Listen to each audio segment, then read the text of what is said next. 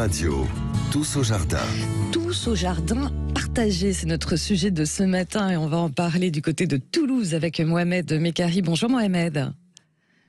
Merci d'être avec nous ce matin. Pas de problème. Ah, vous avez un petit problème. Prenez une petite, un peu de miel. Oui.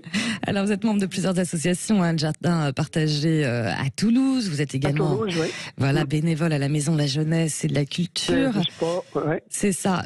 Il paraît qu'on vous surnomme le magicien du jardin, c'est vrai Non, mais c'est trop ça. Non, je ne suis pas le magicien. Je suis le bon jardinier. J'essaie de transmettre aussi, si vous voulez, aux jeunes et aux gens qui souhaitent bien jardiner. Mais je ne suis pas le magicien. C'est un peu trop quand même pour moi. Vous êtes modeste.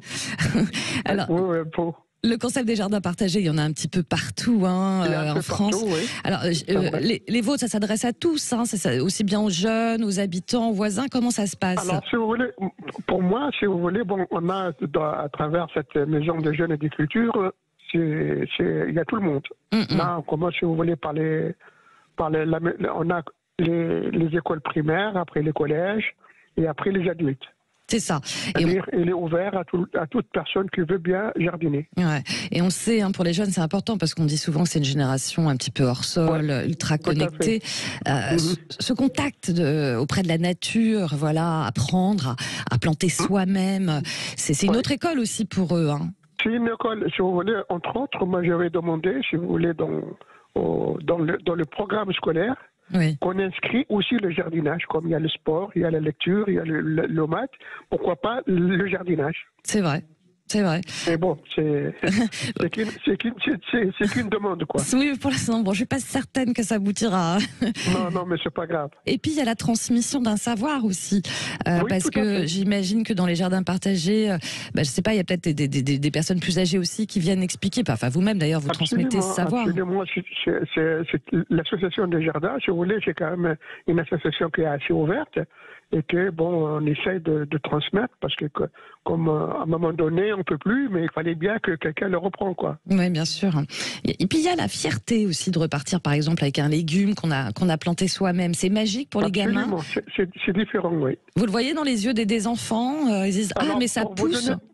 Pour vous donner un exemple, c'était il y a 2 ans.